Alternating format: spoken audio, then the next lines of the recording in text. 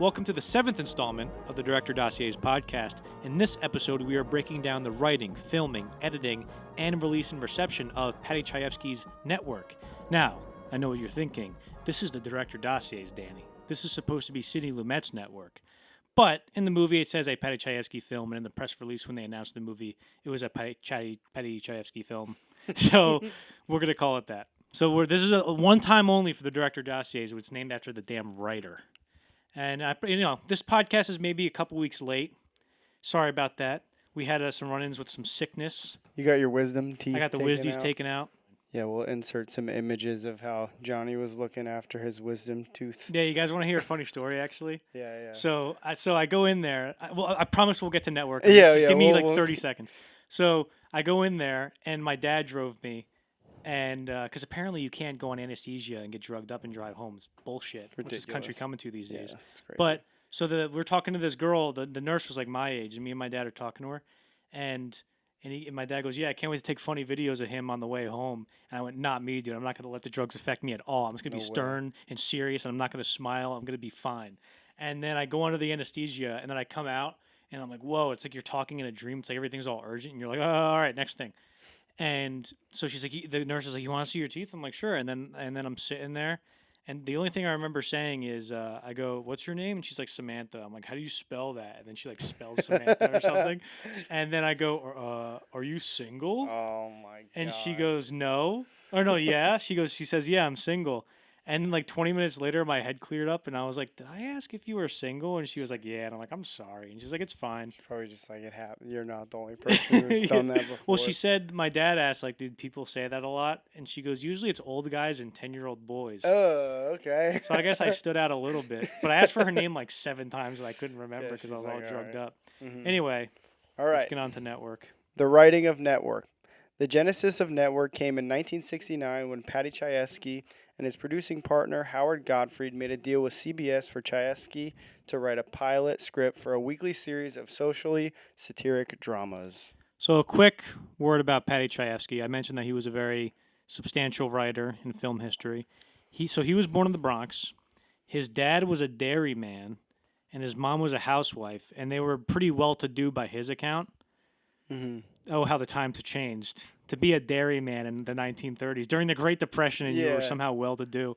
And then he was drafted into the Army after high school, or into the military during World War II. And how we got his name Paddy, because he was born Sidney Aaron Chayefsky, and he was out on some base somewhere. And to get out of KP duty, which is, I guess, guard duty, I don't know, it might be something boring because he was trying to get out of it. I don't know what KP duty is. Let us know if you know what that is. The guy was like, "Hey, where you going, pal?" And Chayefsky, who was Jewish, was like, "Oh, I got to go to Mass, Catholic Mass, because I'm a good old God-fearing Christian." And the guy was like, "Yeah, sure, Paddy." Yeah, sure, Paddy. Which I guess was a thing that they called people back then, because I don't know what in his name sounds like Paddy. Mm-hmm. So it must have been like an old-timey, like, "Hey, see?" Yeah. I don't know. Yeah. But I think it might be an Irish thing, but I'm not 100% sure. Okay. I don't know if he was Irish. I'm saying they might have thought he was an Irish Catholic. So yeah, and then also, but he was the kind of guy where he was known as this very stern, kind of bullish character about his screenplays. Where he was the writer, but he was basically the sole creative voice in the project. That's why all of his projects were Paddy Chayefsky, because he was a very, and so he was the type of guy where I think Sidney Lumet or somebody was like, "You're one of the top 5 greatest writers ever, Paddy." And he goes, "Well, who were the other 4?" Like he would get like sort of pissed and like competitive about that, so that was pretty funny. But that show, he was so the first thing he came up with was The Imposters. It was the project was called, and it was very similar to Network, and a lot of the seeds that that he planted in The Imposters have ended up sprouting in Network. Couldn't have said it better myself. And so that show was about this guy Eddie Gresham, Eddie Gresham, and he was the vice president of programming at UBS, United Broadcasting System, the same company from Network. And basically the plot outline of that show was him and this other guy, Charlie Peck, were trying to find a show to rival the ratings of CBS's rendition of live TV production. I don't know exactly the details of Death of a Salesman. That was getting really good ratings. They're trying to find a show, and some hijinks happen. And then at the end, the Eddie Gresham makes a speech that's very similar to the Howard Beale speech, or at least one of them in Network, where he's like, "We're in the boredom killing business, you son of a bitch," and that was like, basically the whole thing was TV sucks, get over it. Yeah, yeah. Because he grew up. He didn't grow up in TV, but his early career was spent steeped in like live TV, and in the 1950s. So he had a lot to say about that, and he knew a lot about it. So, and then there was I guess an executive at NBC. Who was it? CBS that made him the deal with him, right? It was CBS. Mm-hmm. Yeah. So CBS. this guy Mike Dan, I believe his name was. They took the Imposters and they pitched it to him, and he read it and he was like, "I'm not doing this. I'm not touching that." Yeah, because it's like, I guess, now you can do that. Like there's like The Boys makes fun of Amazon, Yeah, yeah. but The Boys is on Amazon, Mm-hmm. and that's sort of a similar. We'll get to it later, but that's sort of a similar thing that happened in Network, where Howard Beale will tell somebody like, "Turn off the TV. This TV sucks. UBS sucks. Get him out of here." But since the ratings go up and more people watch, UBS is like, sick. We'll allow that. So I guess the same thing could happen with that's happening with companies now. Let's say, I forget what I was talking. Mike Dan was like, "I'm not doing this shit." Mm-hmm. I feel like The Boys doesn't go that hard on Amazon. It's not like saying like unsubscribe to Amazon Prime. Like Homelander That'd be baller. You don't have to be funny if Homelander's like, "Dude, they fucking canceled Fallout, dude." Yeah, yeah. And then he just cancels it. They canceled The Boys? And then he looks at the camera, it's not there anymore. They need to have him get like milk delivered through Prime to his doorstep. Oh, mother's milk. You know what's weird in that show? I'll cut this out. But you know what's weird in that show? Like Homelander likes milk from ladies, but then there's another character called Mother's Milk, and there's no connection between the two of them. Mm-hmm. I don't know. Continue to more All important right. things. In the years after the release of The Hospital, 1970, which won him his second Oscar for Best Screenplay, Chayefsky fell on hard financial times and struggled to get another project off the ground until December 1973, when he began to revisit the pilot script of The Imposters. So by all accounts, I think according specifically to Howard Gottfried, which is his producing partner, a lot of the projects that he was pitching were sort of the projects that Barbara, played by Conchetta Ferrell in Network the movie, was pitching to Diana Christensen, where she's like a crusty but benign, investigative reporter, a crusty but benign police detective. They were kind of like those shows where they were sort of like, pulpy and cliched. And there was one about like some rabbi who was a detective, and they were saying like he was making these things and pitching them, but his heart, you could tell his heart really wasn't in them, because he was writing to survive because he was under financial times. So what happened about the financial thing? There was a movie he did called The Goddess in like maybe 1955, 58. Nah, it couldn't have been that early. It was like 58 or something like that. And so he was a producer on that movie. And then when the movie came out and didn't make any money, I think this is correct, he wrote off the losses on the movie as if he got a loan from the studio to make the movie, rather than like a conventional, whatever, but like budgetary thing.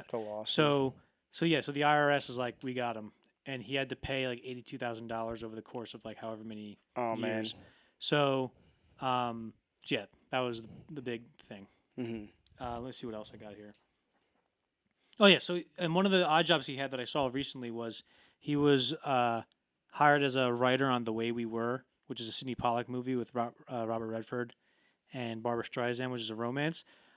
I thought it was going to be way better than it was when I watched it, but it was fine. But also, you can there was like 8 writers on that project. So anytime you see a lot of like 8 writers on a project like that where they all get fired and stuff, you're like, "Oh, I don't know about that." Which one? In what order was Chayefsky? He was probably like the 4th one. The 4th one. Yeah, but it makes sense because that movie's about like very overtly about politics, and specifically about the blacklist, the Hollywood blacklist, the Red Scare and stuff like that. So basically, he wasn't really working on anything special until I think this was in December of 1973, where he called the offices of I think CBS. I think it was CBS, of this guy Richard Wald, who was an executive at one of these companies, and he showed up one day and was like, "Hey, I'm going to spend the day with you." And the guy was like, "All right." and so he was shadowing this guy for research purposes essentially, and he also spent time with Cronkite and Sean Chancellor. John Chancellor was another anchorman at the time. He was a Cronkite type dude, and Chayefsky was pretty good friends with him as well. Yeah. So this like research, these people didn't even know, but this Chayefsky was just researching them in real time, basically. Well, I think they sort of had to know because like they probably knew they- that he was a writer, and the word was going around that he was writing something about TV. Like all he would tell them was like, "I'm writing a movie about TV." Mhm. And the initial premise sketch there was in the notes he would write down like young hot shot this guy, and then there was a character, Howard Beale's character was called Cronkite because they have a lot of his notes from when he was making, so he would be like Sherlock's point of view here. What is this saying about society? Does this have to be here? That kind of stuff. Yeah. But basically it was the same premise as that this Cronkite guy cracks up on air and everybody has to scramble and figure out what to do about it. Yeah. Yeah, I saw a thing how early on in the process, the whole thing with Diane was split into two characters. There was like Diane was still there, but she was just the love interest, and then there was another like hot shot anchor man that kind of plays that had that role, but he couldn't figure out how to twist them in, so he kind of combined the two. Yeah, he merged them together. Mm-hmm. Yeah. So also I do have really quick, I do have a list of script differences. So first one, when Howard said he's going to kill himself at the bar, he was like, "I'm going to kill myself," and he's like, "Oh shit, Howard." He in the movie he goes, "I'm going to kill myself right in the air, blow my brains out right in the air, right in the middle of the 7 o'clock news." But then he just stops. But in the script, after he says that, he says like that girl in Florida, and that's a reference to this woman, Christine Chubbuck, I think her name was. They made a movie about it with Rebecca Hall in 2013, I believe. This lady went up on the air. She was an anchor woman, and she goes up there and she goes, in keeping with like KSPTV's pattern of showing you the latest in local blood and guts, I'm gonna blow my brains out on air, and then she blew her brains out on air. Really? So What year was that? That was 73 or 4. Oh my! And they found his notes from that date, and he makes no reference to it in his notes, but in the script it was there.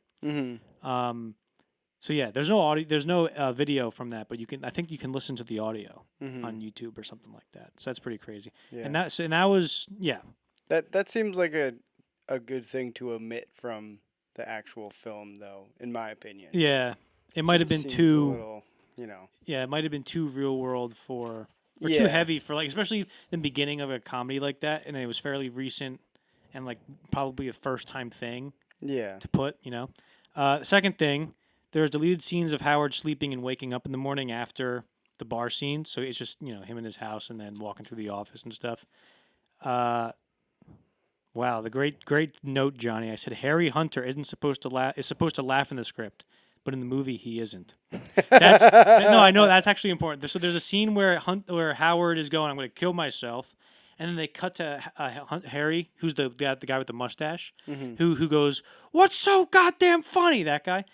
And then Howard's going, "I'm going to kill myself," and he's talking with the assistant, and she's talking, and he's looking like dead straight.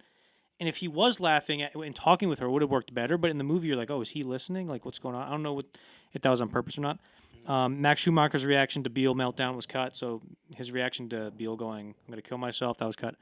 There was a cut scene of Max Schumacher checking on Howard after the meltdown. In the movie, they cut right back to Hackett getting out of the elevator. But in the movie, there's a thing of him going like, "Howard, what? Oh, geez, God, oh man." There's a cut segment after Howard says, "Right, no booze." Remember that scene where he goes, "No booze tonight." Howard goes, "Okay, no booze," and then he just hangs up the phone.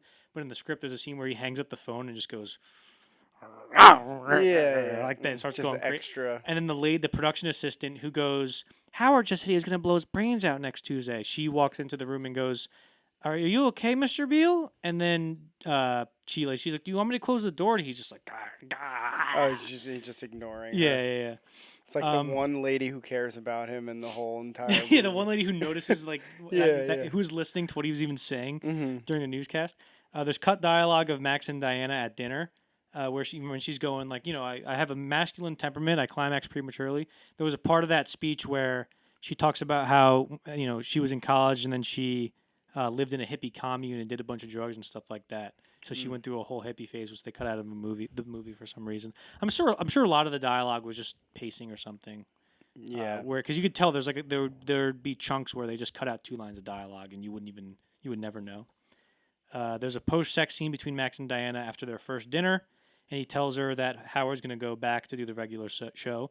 So it's kind of funny how he's sort of like, all right, like, let's see, maybe I'll keep Howard on, like, or maybe we'll keep doing this thing. Let's see. And then he like has sex with her, and he's just like, nah, shut up, don't worry about it. He's just like, I'm out of here, pal. Let me see the sex scene. Oh, so in the script, it goes to, so in the movie, it goes from them having sex the second time after they relink after the death of Howard Ruddy, and she's like, "Are we gonna get involved again, Max?" And it cuts to her packing, and then they go out to vacation for a weekend somewhere. And the whole time she's talking about business, like, CBS wants a thing for James Bond, $2 million. I'm gonna try to get him for $1, and they're like having sex the whole time, and she's talking about work the whole time. After that scene, it cuts right to his wife, Louise, played by Beatrice Straight, like at the end of a terrible conversation, and she's like crying. In the script, it goes from them being like, "Are we gonna get involved again, Max?" on the street, and then right to Beatrice Straight's face, and then that scene when she's like, all the years we built a life together, like that thing, and it goes from that, and then it goes to them having sex, and we'll get to it later, but they were gonna cut that out, and then they switched it in post production. The Arthur Jensen monologue was originally set in an auditorium, and then there was a cutscene of Diana yelling at Beale after the ratings drop, and Beale's like, I just have to. This is what the voices tell me to say. Like, I can't say anything different. So sorry if that was too long, but I thought that was interesting. So the one I was interested, the one scene after the bar where Howard it got cut out, but he's waking up at his house. Does it say anything about like his mental state at that point? No, it's pretty run of the mill. Like he just wakes up, and then his nanny or maid is just like, "Hello, Mr. Beale, good morning," and he's like, "Ugh." It's just like I think he was planning when he wrote it into the script, was probably just planning for it to be the opening credit sequence. Yeah, because I could see how if in that scene after they're at the bar, if that scene hinted a little bit. It wasn't like a full mental breakdown, but in that scene where you see he's starting to transition into like being crazier than before. Yeah. Maybe, yeah. I don't think it said anything about that though. So you're dead wrong. You're dead wrong, pal. In the fall of 1974, United Artists made a deal with Chayefsky for a screenplay for network. When it came time to look for a possible director, the first name brought up was Sidney Lumet. So there was a lot of directors that were in the conversation. Scorsese was in there, but in the notes they spelled his name wrong. Really? There was they were gonna have George Roy Hill. They considered him. George Roy Hill is one of my favorite directors, maybe my top 2. He did Butch Cassidy and the Sundance Kid, The Sting, Slapshot, The World According to Garp, some great movies. I think he would have done pretty well. And then Sidney Lumet was on there, of course. And then they considered this guy Hal Ashby, who did Shampoo, I believe, and Chayefsky hated it, and he was like, the directing's blunt. This guy sucks balls. So they didn't hire him. So what Chayefsky, yeah, one of the greatest writers of all time. Verbatim, that's what he said. Like one of the greatest writers of all time. That's how he. He's like, I hope this goes on record. But so I mentioned Lumet, and he was the first one considered. So he was the only one that was actually really considered and actually talked to anybody about it.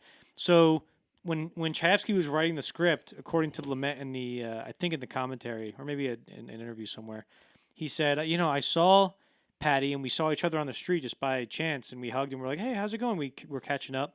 He says, I'm writing a movie about TV. You want to direct it? And he goes, yeah, sure, excellent. And he goes, all right, I'll talk to you in 2 years. But he knew that Lumet would have the right sensibility to do it because they both had the same, got the same start in TV. Sidney Lumet was also had a similar upbringing to Chayefsky. So he grew up in New York, I believe. I think he's also Jewish. His name is also Sidney. Yes. And they both were in World War II. And Chayefsky went to the theater. I'm sorry, Lumet. God damn, it's gonna be so hard not to get them mixed up. Lumet went into the theater afterwards. Then from the theater went into TV, specifically live TV, where directing live TV isn't, you put all your marbles into this one thing. It's no, this thing's gonna air once and then nobody's ever gonna see it again. So if you make a shitty one, like you always have next week, you know. Yeah. So they were basically making these shows in a week time. They would air it, then boom, it would be written already, and then they would rehearse it, and then production. So yeah, That's pretty crazy. I never even thought about that. The fact that like TV, the reruns was just not a thing, right? yeah. Nobody was going like, hey, they're gonna know about this in 100 years, Yeah. or like however many years. It's so funny from our perspective because everything now is just permanently on the streaming service or something. Yeah, I know. But Like there's I know the people watching this are watching this through their Zippy 6000 in the year 3030. Yeah. You know, I hope. Hey, if you're listening, am I famous? Am I regarded as a historical figure? The silence is deafening. God damn it! I can't believe talking about movies on a podcast didn't make us historical figures who changed the world. But anyway, but Lumet was a very good choice for that the studio liked because he was known for turning in movies ahead of schedule and under budget. He would do one or two takes because he would put all of his marbles into rehearsing. And then they would just try to get it in. Like there was Matt, what's his name? Fucking Ethan Hawke. I'm snapping at you like you should know this. Ethan Hawke did Sidney Lumet's last movie called Before the Devil Knows You're Dead. Fantastic. Mm-hmm. And the first shot of that they got was Ethan Hawke just walking through an office. And he goes, and action. And he walks through the office and he goes, and cut. Let's move on. And he goes like, oh, Sidney Lumet movie. Let's go. Nice. So yeah, what else I got on here? Also, so then originally what happened is they went to United Artists and made a deal with them for the movie. And then Chayefsky was talking to like a business executive on the side of the business for making the movie. Like not a creative guy at all. And the guy goes, "Yeah, I read the script. I love it. I have a problem with Howard Beale's character." And he goes, "What do you mean?" And he goes, "Yeah, there's just something about me that bothers him." And he goes, "Let me get this straight. There's something about Howard Beale that bothers you?" And he goes, "Yes." And Paddy Chayefsky just gets up and leaves the room. Really? And then he just terminated the deal because he's Who like, was he talking to again? just some business executive at United Artists. He wasn't a creative guy, so he's like, "I'm not doing this." And so that was the kind of guy he was. And then they started shopping the movie around for other studios, and eventually MGM got their hands on it. But then United Artists contacted MGM, was like, "No, we really want to be a part of this." So they ended up doing a co-production. I think MGM distributed it, and United Artists produced it. Mm-hmm. I think it was distributed through MGM or vice versa. Mm-hmm. But in terms of picking Sidney Lumet, I've heard that one of the things that Chayefsky said to Lumet was that he's one of the only people who didn't think of it as a satire, right? Yeah. He didn't like expressly say like, "Oh, this is a satire." It's more of reportage, I believe they said. Yeah, I don't know. So Sidney Lumet has made, I think, because I've listened to the commentary, I listened to interviews, and then I read that book, Mad as Hell, The Making of Network by David Itzkoff, which everybody should read. But I think I found some kind of contradictory statements from Lumet about the movie where he said, like there's one in the commentary, which maybe we'll get to later, where he says, everybody in the movie gets corrupted. The movie's about corruption, except the madman who stays pure. And then later in the movie, after Howard Beale talks to Jensen and then does the speech and changes his speech, he goes, "So now you see, Howard Beale has been corrupted."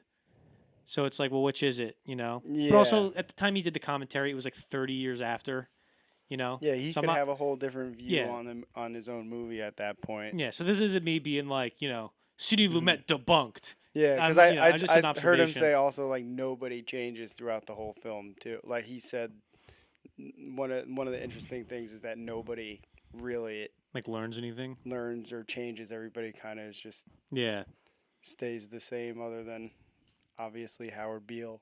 Who gets whacked. Spoilers. I mean, I can't believe you're watching this and you haven't seen the movie. But I can't believe, no offense. I just can't believe you're watching this in general. I can't believe somebody would watch it without watching the movie. But yeah, Sidney Lumet, when he goes, to me and Sidney, or to me and Paddy, it wasn't satire. It was sheer reportage I don't know what reportage means. Like I don't Just know. reportage. Is it just reportage? It's like in a book when you read it, and it's like it has a certain je ne sais quoi. You're like, I don't fucking. Yeah, like, sure, this yeah. book's printed in Fancy. English. Why am I reading French words? Yeah, come on now. But yeah. So He said, everything that happened in that movie has happened, except they haven't whacked somebody on TV. that we know about. The filming and editing of Network. On September 24th, MGM and United Artists announced that Faye Dunaway would star in Paddy Chayefsky's Network, and Sidney Lumet would be directing. Chayefsky and Lumet would soon start filling the rest of the main cast, starting with the role of Howard Beale. So both of them were like, all right, Howard Beale is probably the most important character. We got to get him right, and we got to get him first because we want that to be the good one. And then they subsequently decided to cast everybody else except Howard Beale. He was like one of the last guys they cast. So it was just because they couldn't find the right guy. So I think Peter Fonda, I'm sorry, not Peter, Henry Fonda were considered for Howard Beale. George C. Scott was General Turgidson in Doctor Strangelove, but he'll see the big board. That guy, remember? Henry Fonda, of course, was Frank in Once Upon a Time in the West, and which we've done episodes on in our Stanley Kubrick episodes and our Sergio Leone episodes, if you want to check those out. And who was the other guy? Who was the third guy? It was on this piece of paper, but I'm trying to remember. Paul Newman. Oh, Who's in Butch Cassidy? He's Butch Cassidy in The Sundance Kid. So those would have been good guys, but they eventually went with Peter Finch. So Peter Finch, the reason why Lumet had a hesitancy to cast him, not because he wasn't a good actor, but he was Australian, or I think New Zealand. He was Australian and English, so he had a accent, and he was like, I want an American boy for this role, And Peter Finch was living in Jamaica, or I believe, or the Bahamas. Is it the Bahamas? Is it Jamaica? What is that? Where's the Bahamas? I don't want to get into this geographical. Yeah, I don't want to stuff. get into a whole these guys don't know where Vienna is situation. But anyway, so he had a wife in Jamaica, and he was living there. And Paddy and Sidney Lumet calls him and goes, I can't, you don't have you have the accent, And he's like, all right, send me the times, and just send me that, and then give me a week, and I'll get back to you. And then he just spent a week reading off the thing, getting the accent, and then he sent it back to Lumet, who was like, all right, you got the part, pal. All right, you got it. But also, this might be worth mentioning. A Nun Story is a movie that Peter Finch was in, and Sergio Leone was an assistant director on that movie, which we talked about in our Sergio Leone episode, which you can watch on Spotify, Apple Podcasts, and YouTube. Open up another window right now and listen to this podcast and the Sergio Leone one, both on full volume. Our whole episodes in the future are just going to be like callbacks, they're going to build up exponentially until the whole episode is just telling people. You can hear about that one in our. And it's only going to grow the more episodes we do. So Faye Dunaway, she was cast first, so I should have talked about that. So they casted her, and then Lumet met her, and he said he walked in, and he said the first thing he said to her was, Faye, I know the first thing you're going to say, what's her vulnerability? And I'm going to tell you that she has none. Because the whole point of the script is that she's TV generation, and she's not capable of an actual human emotion. Yeah. And if you try to sneak any vulnerability in there, I'm going to cut it out. And he said, like, she was smiling, went, all right, fine, let's do it, that kind of thing. And then William Holden was cast as Max Schumacher. He was originally, I think, considered to be Howard Beale, and then they said, no, let's cast him as Schumacher. And he was in a lot of movies like Stalag 17, The Wild Bunch, I believe, and is it The Bridge on the River Kwai? I'm blanking on that name. I'm blanking on all William Holden. I'm having a real trouble. Anyway, not an expert in the William Holden area. I gotta get a Holden of this, dude. Yeah. So, but he had an interesting career, and Sean Penn's character in Licorice Pizza was also based on him, and his name in that movie is Jack Holden. And he also, William Holden died. He was sober for a lot of years, and I guess he got drunk one night in I think 1982 in November. Dang. And he slipped on a carpet and hit his head against his night table and bled to death. Dang. That's how he died. Oh my goodness. Which fucking sucked. But yeah, and he was cast. It's depressing, yeah. Yeah, I like how Peter Finch and Faye Dunaway, it was like, oh, funny story about how they got cast. And then William Holden, I'm like, here's a depressing beat of news. Tragic. Yeah. Anyway, what do we got next? We gotta get away from this. Filming began January. Oh my God, we're that Don't far. laugh at William Sorry. Holden. I'm not laughing. This is a serious I'm thing. not laughing. I'm laughing at how far away we got. But filming began January Now you're getting 19th, nervous. 1976 and ended on March 25th, 1976. Production was completed a week ahead of schedule and $400,000 under budget. In classic Lumet style, like I said earlier. That's baller. So there's some good production stories from this. The most interesting ones I can find are these. The mad as hell speech where he's like, "I'm mad as hell. I'm not going to take it anymore." So they did one take of that initially. And one of the things, it's a similar thing to what Sidney Lumet did on Dog Day Afternoon, where there's a scene in that movie where it's like an 11-minute phone call, which is a problem because the reels back then, I think, went for only like 9 minutes or something like that. So what they had two cameras set up like right at the same spot. And when the reel of the first one ran out, they started on the second one. And I think they just switched, and you can't really tell in the movie. I think that's true. But what they did, Sidney Lumet wanted really to get a better reaction out of Al Pacino. So he immediately, instead of calling cut, because it's a long scene to do, so instead of yelling cut and then like giving him a few minutes to break or whatever, he just said, "All right, cut, but don't keep it rolling. We're going to do it again." And Al Pacino was like, "What the fuck is this guy? What the hell are you talking about?" So then he went into it like super frustrated and tired, and he got the exact take he wanted. And Sidney Lumet tried a similar thing with the Mad as Hell speech, because they filmed this after Dog Day Afternoon. So this is something I guess he learned. And so he does the first take, and he goes, "All right, excellent, Peter. We're just gonna go again." And he's like, "Oh, okay." No time to settle down. And then he got like halfway through it, and then just went, "And I'm mad as Sidney. I can't do it anymore." And he was like, "All right, fine, it's fine. We got it." So they used the second half of the first take, and then the first half of the second take to put the whole scene together. So that was done in 1.5 takes. And Robert Duvall.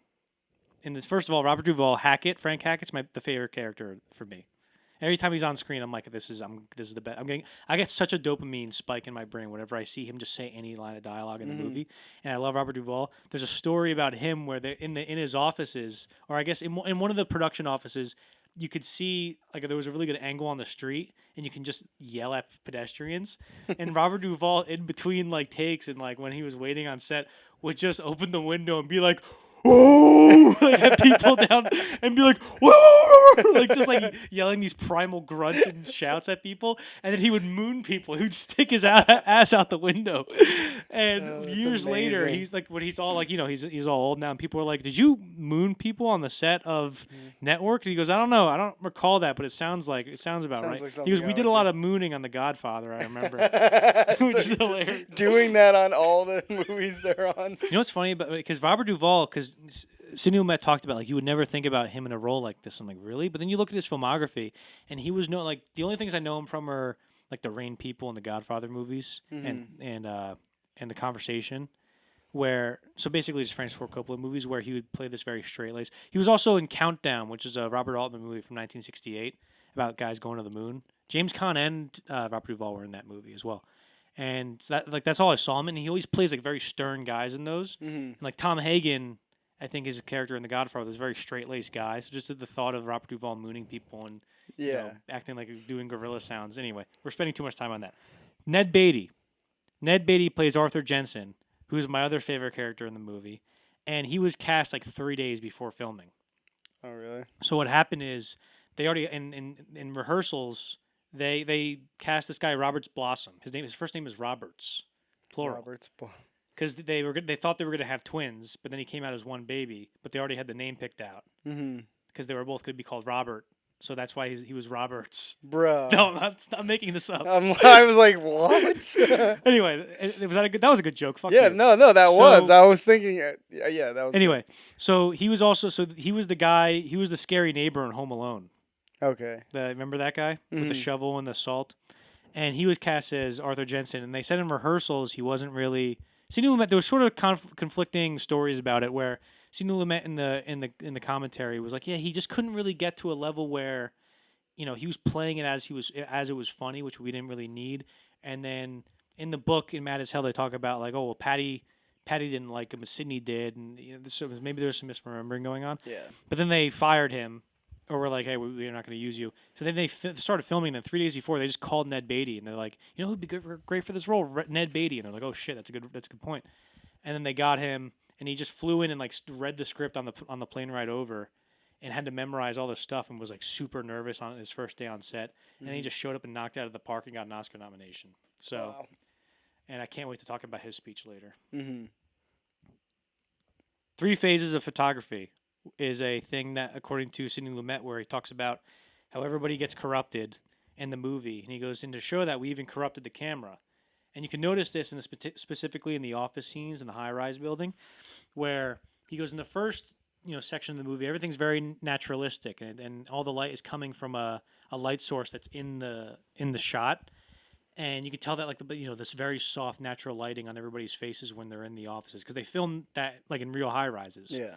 You can't really fake that light coming through, And then in the second phase is like in the middle of the movie, where they started to get more artificial with the lighting, and then of course at the end when everything was corrupted beyond belief, Sidney Lumet goes, we made it look like it looks like a Ford commercial, or something like that, like a very flat, brightly lit, like lit 360 almost, I guess, sort of thing, where it looks very artificial. Mm-hmm. So that was also an interesting thing. And then Faye Dunaway was almost fired from the movie, even though she was like the big star and the first person announced in the cast.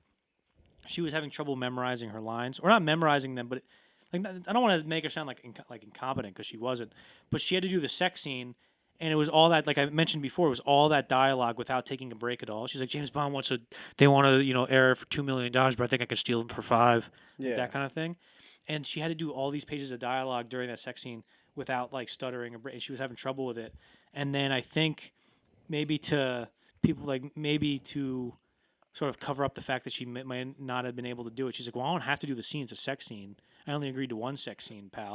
And then there was some discrepancy there. And Sidney Lumet and Paddy Chayefsky wrote her letters like, don't worry, I'll be fine. And then she did it and killed it. Mm-hmm. So and Lumet actually considered firing her, and he had another actress in mind. Somebody was like, you can't fire her. And then they saw her in the dailies, and they're like, all right, yeah, we're not firing her. And so yeah, I think that's all the production stories I have. Yeah, I would say like the scenes in this, the longer dialogue, I could imagine this was not an easy task for all the actors and actresses to be able to remember all that. I feel like there's so many parts where I was like, they're really going. Well, here's a good story. That reminds me, Kathy Cronkite, Walter Cronkite's daughter, played the was it Patty Hearst? Or is that her name in the movie? Or is that the character it's based off of? I'd have to see. The girl who gets kidnapped into the Ecumenical Liberation Army with the white girl. Yeah. She has like our friend Mark's dumb French hat on. And she's like, you fucking fascist! Mm-hmm. Didn't you see that piece we did on the Seminole Class Infrastructure? Like that kind like that was she talks about how that was a very hard line to do. It's all this, bookish, intellectual jargon that she just has to spit out in one breath. Like, it's very difficult.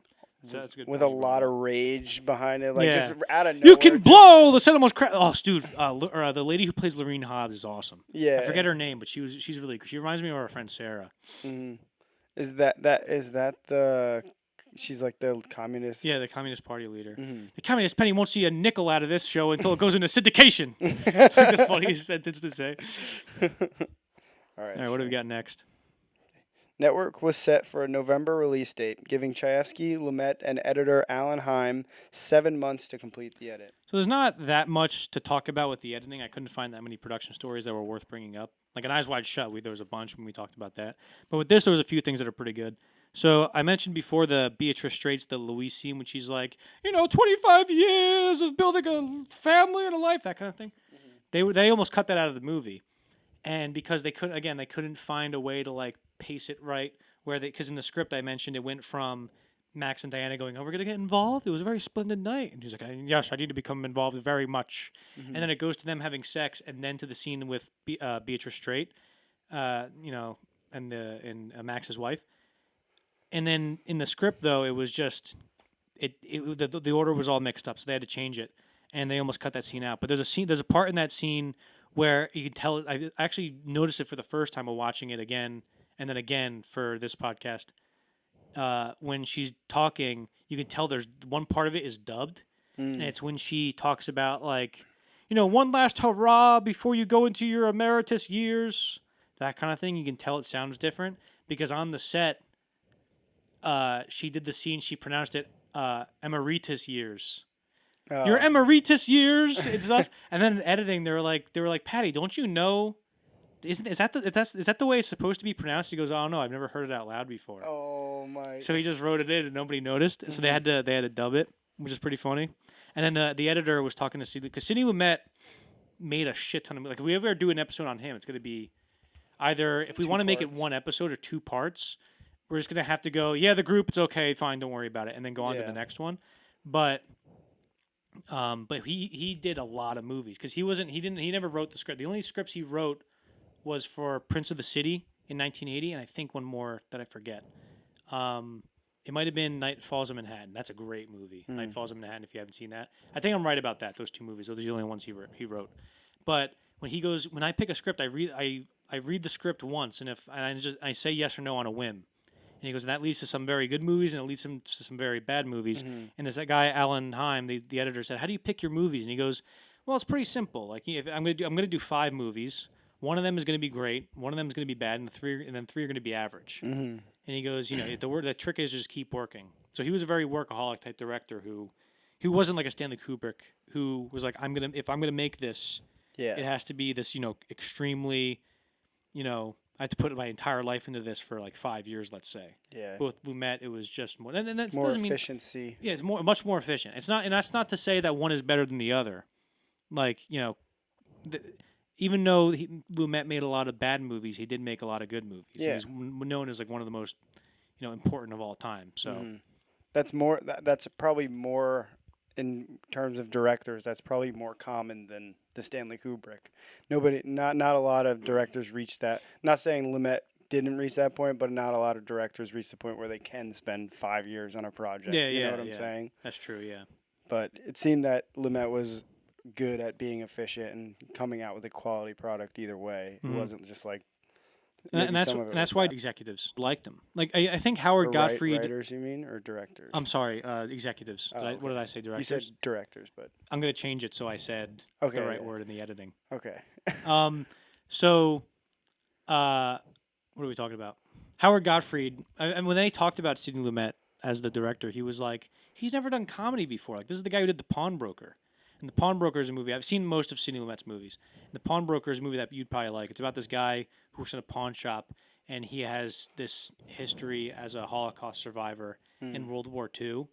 And I forget a lot about the plot, but I remember that being like a very not cool movie, but a very a very effective movie where he does an editing trick in that where he shows flashbacks. Like the whole thing is the character keeps having flashbacks to some dogs chasing him or something like that during the Holocaust.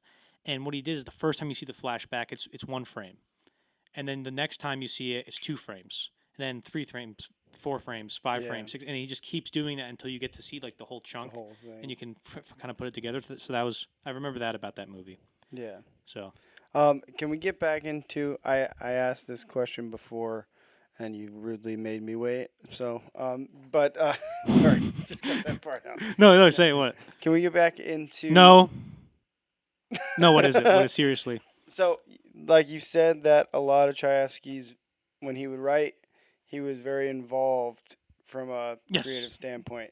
I want to know how much of, like, could he have been considered a second director almost? Well, not a director because he didn't really. He wasn't talking to the actors much. Basically, what he was there for was like, imagine that he sort of had the same role on set as if you were making Goodfellas and the real Henry Hill was on set, and you're like, Henry, is this how it happened? Yeah. Like Scorsese would go to him to be like, hey, is this good? Mm-hmm. Right? Lumet respected Paddy Chayefsky's writing a lot to the point where Paddy Chayefsky would have final say over some of the decisions. So, for example, there's a scene where Howard Beale is walking through the rain, and then he walks into UBS, and he goes, "How goes it, Mr. Beale?" Like the doorman goes, "How goes it, Mr. Beale?" And Mr. Beale goes, "I must make my witness." And he goes, "Sure thing, Mr. Beale." Sidney Lumet originally had the doorman play it like, "Yeah, sure thing, Mr. Beale. Like, this guy must be crazy," like that kind Yeah. of thing.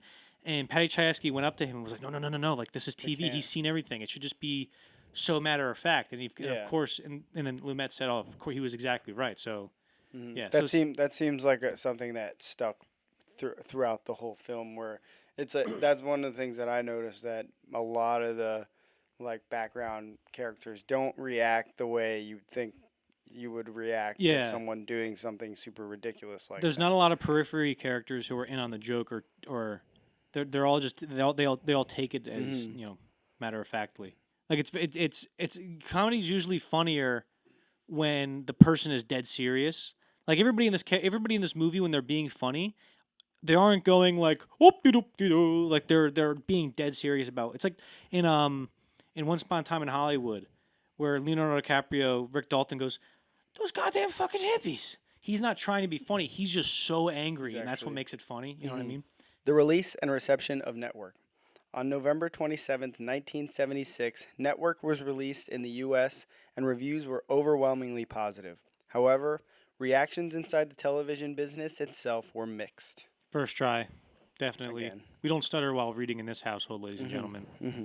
So, Paddy Chayefsky, according to him, said a lot of the people he knew in the television industry expressed very positive reactions to the movie, but also those are people that he knows or assumingly he's friends with. Mm-hmm. So maybe if they had some reservations about the movie, they wouldn't tell him to his face. Yeah. Especially since he was probably a very scary guy to criticize, and to his face, And Walter Cronkite, and actually no, some other people said in the industry were like, it's so unfair to television, and this doesn't happen at all. Like, this is complete fantasy. Don't believe this stuff. And Walter Cronkite, when he saw it, because his daughter was in it, expressed a very positive reaction where he's like, "Oh, it's very funny and it's very entertaining, and I encourage people to see it." And then once the industry as a whole started to kind of turn on the movie a little bit, and we're like, "This is crazy. We can't have this," he sort of pedaled back a little bit and said, "This is really a fantasy burlesque, and it's not really, it's not really accurate to television, and I don't really see that great significance in it. Like, I don't see a lot of significance in it."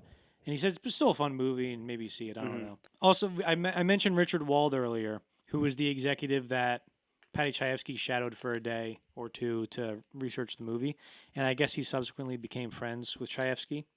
And he watched the movie knowing that Chayefsky, I guess, told him, put a nod to him in the movie where somebody was like, "Get Richard Wald down here and give me some stuff on that paper, and I need some factual reports on this, or whatever."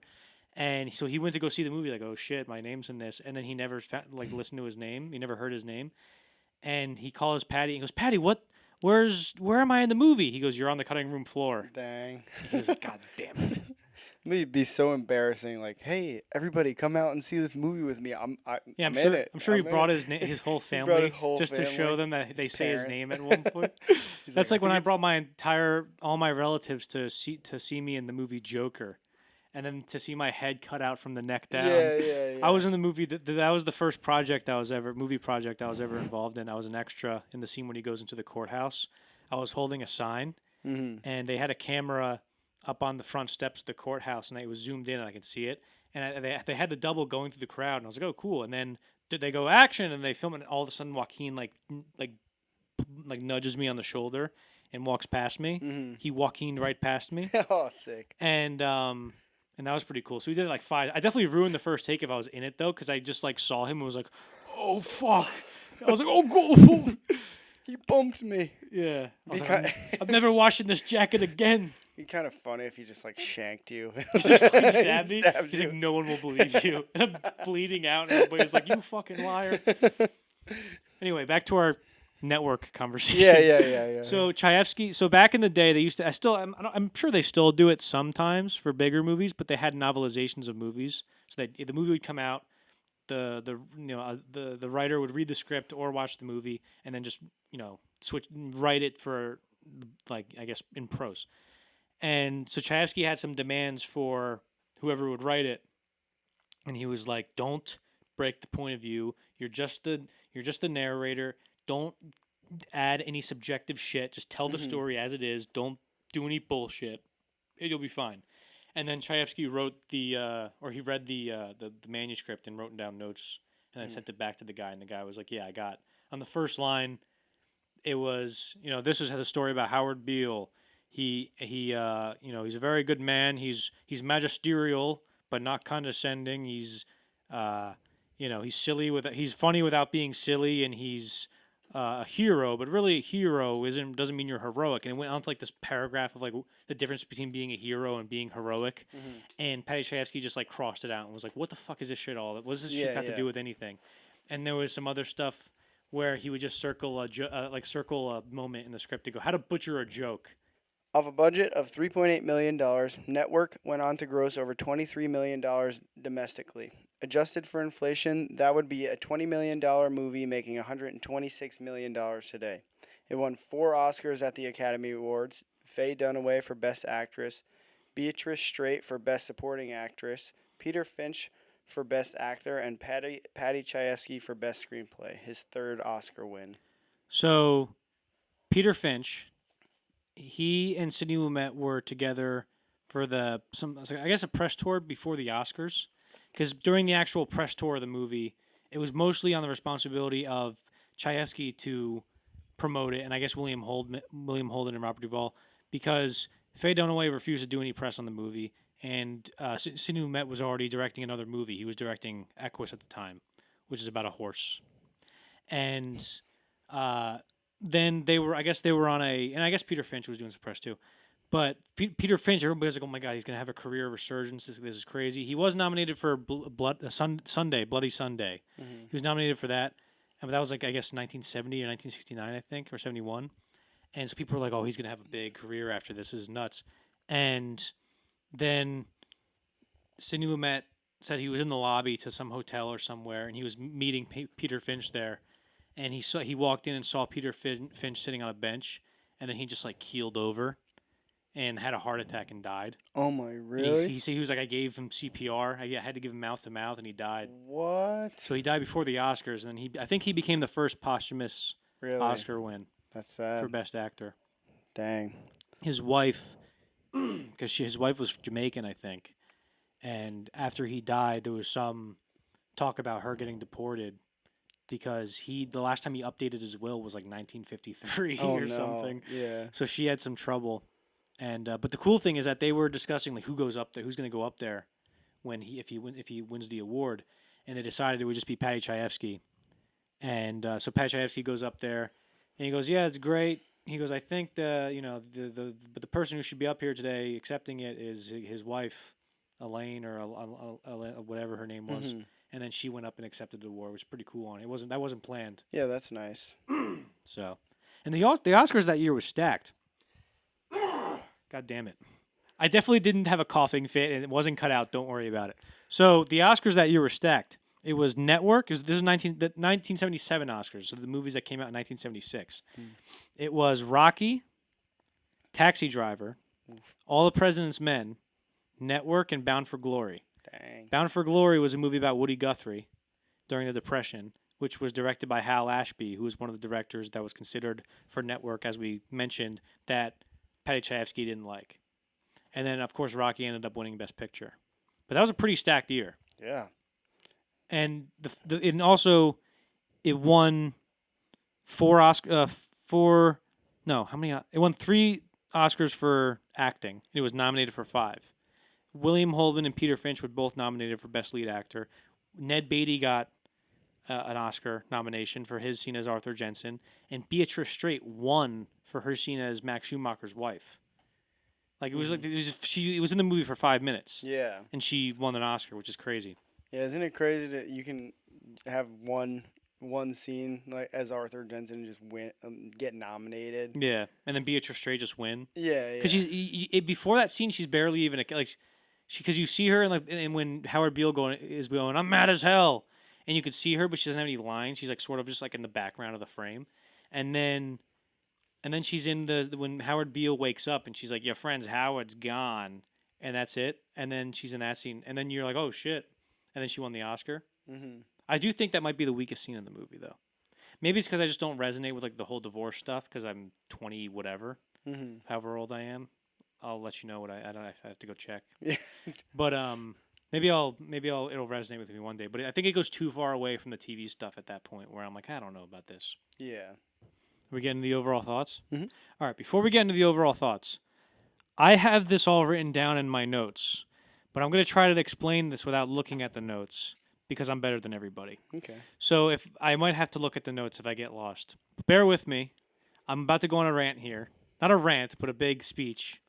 I know that's uncharacteristic of me, but just please bear with me. So, okay. I first saw Network in 2019, and I've since watched it maybe 6 or 7 times. I've seen the opening 20 minutes about 200 times because I used to watch that before bed every night, as you do. Mm-hmm. And, people talk about Network being a very prophetic movie.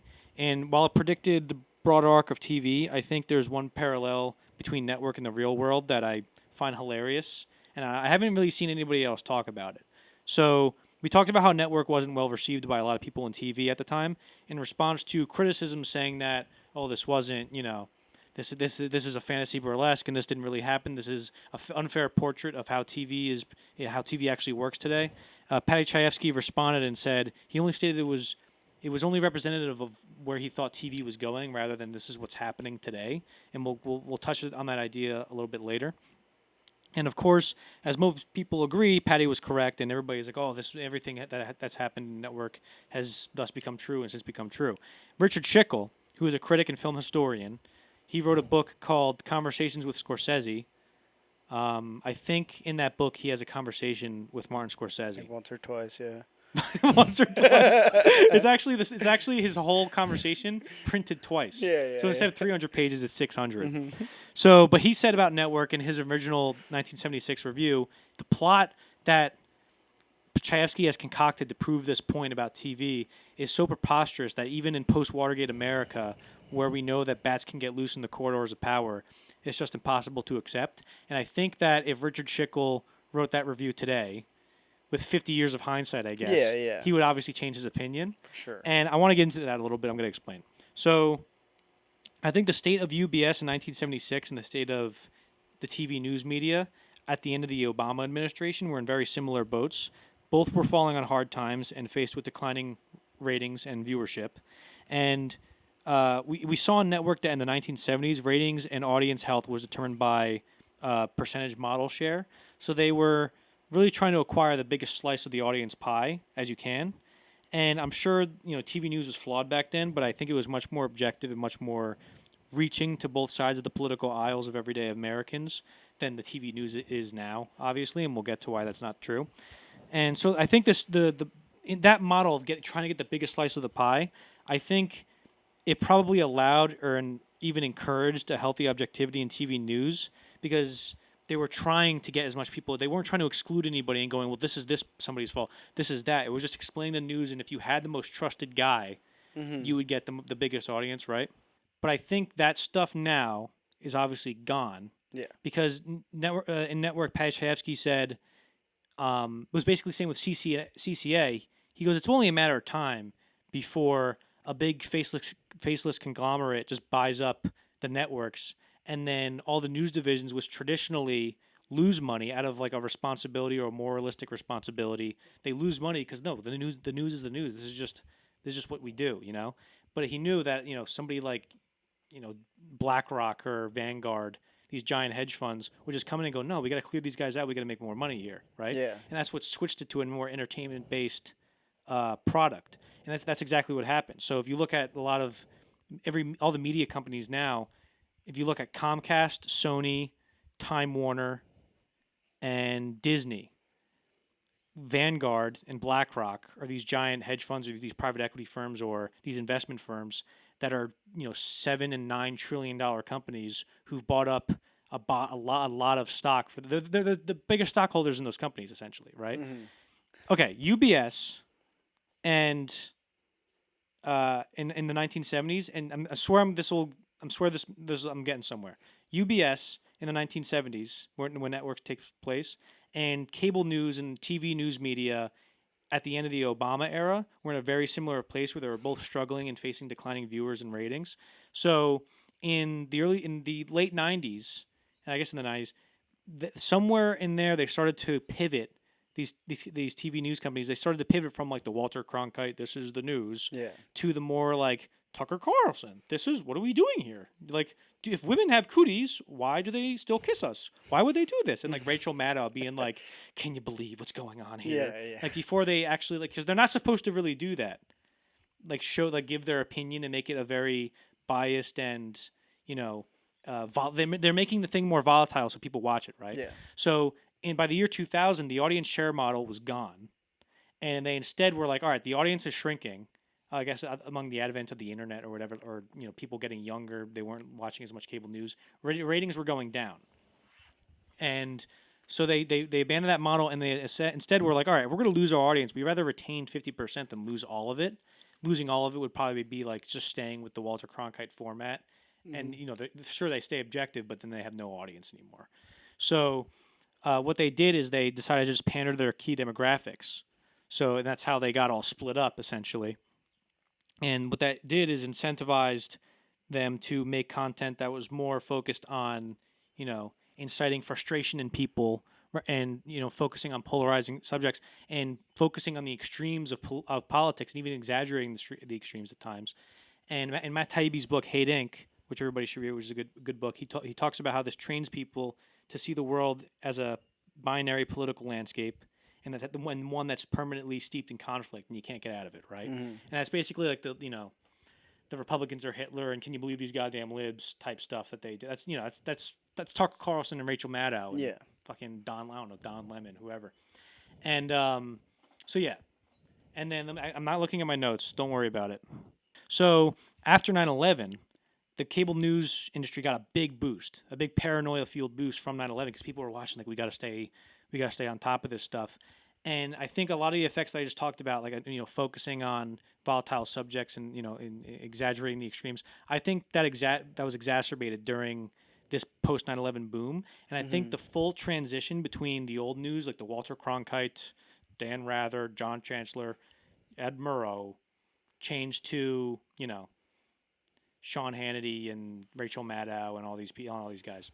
And so I think the full trend, that's when we got into the full, in those 8 years, that's when we fully transitioned into the media we have now. Mm-hmm. And then at the end of the Bush era, ratings started to decline again. And then in the Obama years, shit was boring. Yeah. And nobody was watching, and they started to, steadily decline. I think that decline changed until June 16th, 2015, when a Mr. Donald Trump announced his candidacy for president. I'm going to explain this, okay? Hmm? We're not going to get into politics here. Disclaimer. We're not going to be talking about Donald Trump is this or Donald Trump is that. Yeah. We're talking about network here. We're not talking about politics. We like the movies, okay? So we're not going to do it. It's going to be as apolitical as possible. But for those of you listening, whatever your political beliefs are and whatever politics you despise, Danny believes in it wholeheartedly. Oh, what? I'm on both sides now? I'm just everything? Yeah, you're just throwing fuel into the fire. I am political. You're a I'm not grifter. apolitical. I'm just You're a political... fully, you're a political guy. fully political, yeah. Yeah, dude. I will debate you on anything you have to say about politics. Whatever you... Yeah, your politics is that you disagree with everybody. Yeah. So, much. anyway, I'm going to pitch two premises, and I have to look at my notes for this, so it's not cheating. In Network... A struggling UBS cynically exploits a deranged news anchor's ravings and revelations about the news media for its own profit, but finds that his message may be difficult to control. Now, I will pitch the premise for the 2016 U.S. presidential election. Again, we're not getting political here. It's objective. I'm Walter Cronkite right now. A struggling TV news media cynically exploits a reality star/businessman's ravings and revelations about America for its own profit, but finds that his message may be difficult to control. Now, to me, I find a lot of similarities between Howard Beale and Donald Trump. Not specifically like, their messages are about this thing. I think both of them exist as this volatile force of nature through the popular culture. I think essentially they were both yelling bullshit in some way, like Howard Beale saying this is all bullshit to the status quo, and I think Donald Trump. I imagine the appeal to Donald Trump to people in 2016 was that he was calling bullshit on the status quo, and people were like, yeah, they were both tapping in to a popular rage, And hating, Matt Taibbi points out that just on CNN and NBC and MSNBC and Fox alone, Trump led a boom that saw a 167.4% increase in ad sales in 2016 compared to 2012, and which numbers-wise is very similar to Howard Beale's bullshit speech, which bumped the ratings and audience share by 141%. So Donald Trump actually initially, bumped the ratings more than Howard Beale. UBS followed the money that Howard Beale was bringing in all the way up until they realized that he turned into something that they couldn't control. And CNN, MSNBC, and Fox followed the money Donald Trump was bringing in until he became something that they couldn't control, which was the goddamn president of the United States. I do think they had a partial role. Their role in highlighting and focusing on this guy and using the same mechanisms that got Howard Beale to be a cultural icon, I think they used in real life. They used those same mechanisms that inadvertently made Trump president by focusing on him so much. Because when he started out his campaign, they were like, "Oh, this is a joke thing that he does every campaign," and they started to focus on him once and he was saying all this volatile stuff, and he was up there on the debate stage, just just bullying Jeb Bush, straight bullying, just bullying everybody. And they were just and people would watch, and then he just grew and grew and grew, and he sort of became this unstoppable force of nature type thing. I'm not saying that's either good or bad. I'm just making an observation there. So I think the same mechanisms that allowed Howard Beale to be a cultural icon made Donald Trump president. What do you think about that theory that explains everything? I think it was very well put. And it makes a lot of sense. It does parallel each other in a really accurate way, I think. Yeah, I do see, every time I watch the movie now, I just watch Howard Beale and go, that's Donald Trump. Which kind of makes it funnier. And it also kind of makes it even more prophetic than people think. Because that's a very specific, the idea of but gaining that kind of follow, that's, I do think that's a very, not eerie parallel, but just a very striking and shocking one. Let me know what you guys think about that theory. Did that suck? Did I get through that okay? Let me know if that was good. Actually, and if I didn't do good, just tell me I did a good job. Yeah, just give it. Throw some hate comments down there. Yeah. We love the hate comments. Also, wait a minute. We didn't even tell anybody to like and subscribe and comment and stuff. Nah, just Danny, I cannot believe, Danny, that you forgot to tell the audience to like and subscribe say something, and comment. Now they're not going to do that because we didn't tell them. Say something they won't like. That'll make them hate it. Yeah, we should do. Why don't we just do Tucker Carlson and Rachel? Why don't we just We're just gonna rage bait. Why don't we just rage bait people? I'm down. Ready? Here we go. I don't know. I got nothing. It's hard, actually. No, I know, Danny, you're probably tired from talking, because of all the talking you've done the last 20 minutes. But I do want to ask you a question. You told me that when you first watched this, you were watching it not even knowing that it was supposed to be a comedy or a satire. Elaborate. I think maybe if I went into it and I had seen genre, comedy, right? Maybe I would have been looking out for it, but I still don't know if I would have laughed at all. And I think maybe, not saying that it isn't a funny movie, but for the context to me just seemed too real. Right. For me, it just felt this is what these people do. So I didn't, maybe at the time when people didn't really think that that's how things worked, they were probably laughing at how ridiculous everyone was being. But from my perspective and the time that I live in, I just already have a feeling that's probably what it's like. Everybody's heartless. It's sort of obvious now. Yeah. Because when you said that was, I found that very interesting because there was a story, George Clooney, who knows a lot about TV because he made a movie called Good Night and Good Luck that I have to watch again. But it was about Ed Murrow's kind of rivalry with Joe McCarthy back during the Hollywood blacklist. Not the Hollywood, I guess, just the overall Red Scare in the 50s and the what do you call it? What did they call it? The What was it was the committee the House of an investigation on un-American activities or something. It was hookah. Oh, I forget what the abbreviation was. It was during that. Anyway, I'm getting off topic. So George Clooney knows a lot about TV, and in 2005 he was going to do a live TV version of Network. Okay. And in preparation, he screened it for a young audience of teenagers and young adults, and they watched it and they didn't even think it was a comedy.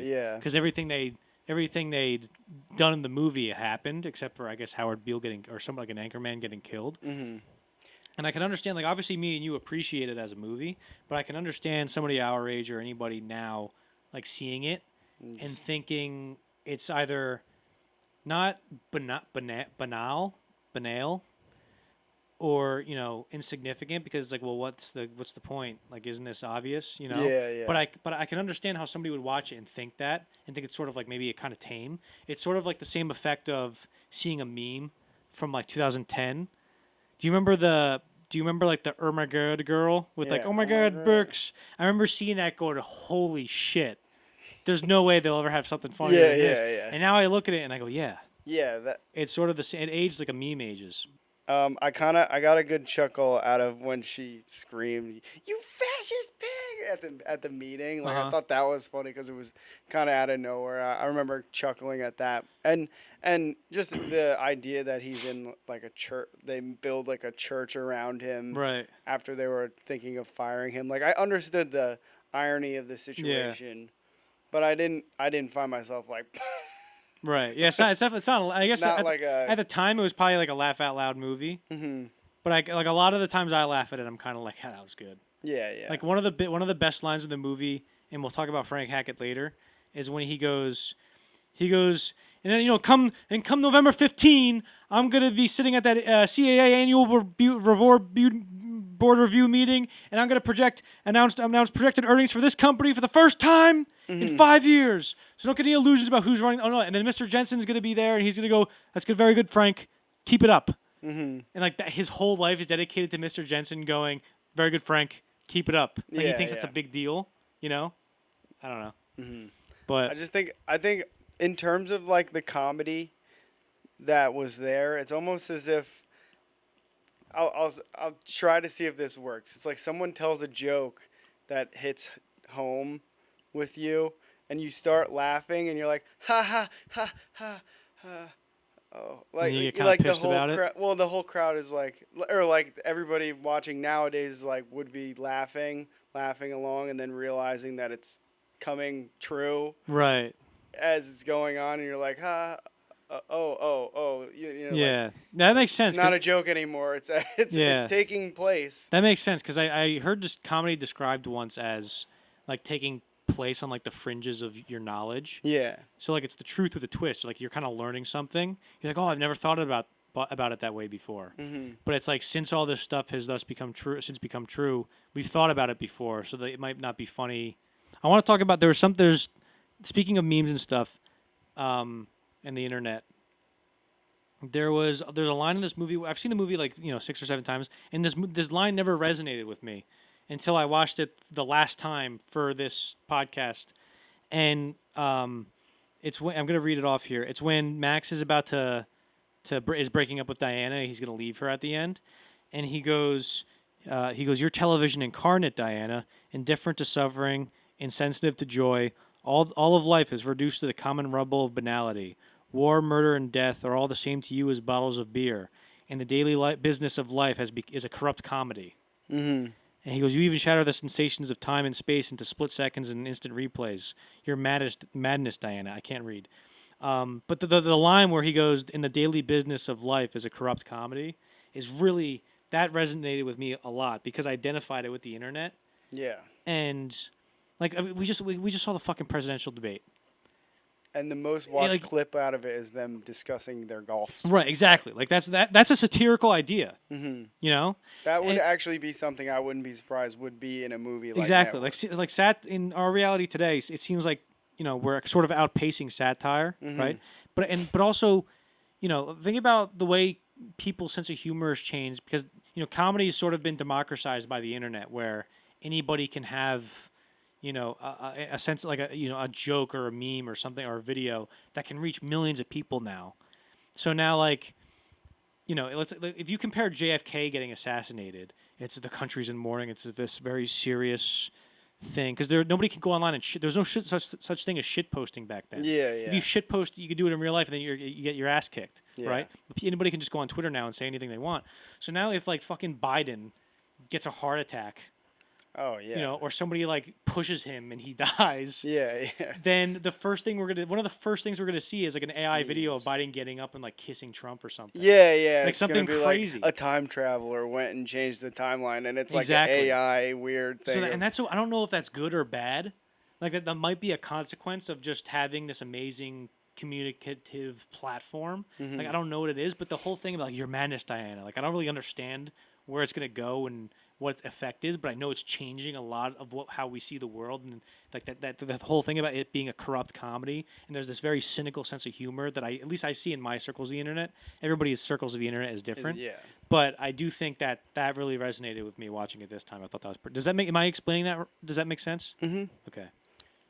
Because I remember I wrote an essay and I mentioned that I wrote an essay in college for Network, and I remember having that idea, like that whole thing of like yeah, people can make memes now, and like nothing's Yeah. really taken seriously anymore. And I had no idea to articulate it, and Paddy Chayefsky fucking did it 50 years ago perfectly. Okay, so staying on the topic of how things changed over the generations, do you feel at all like this movie? Because I remember I showed this to my sister-in-law, like maybe a year or two ago, and I remember getting the sense like, oh, some of this feels like these damn kids these days, especially with how Max Schumacher's character talks about Diana, where he goes, your television generation, television ruins everything it touches. Did you get the sense that it sort of feels like a boomery type thing going, oh, these damn kids these days? I'm not saying I believe in that, but I feel like a sort of sense in it, and I'll explain why.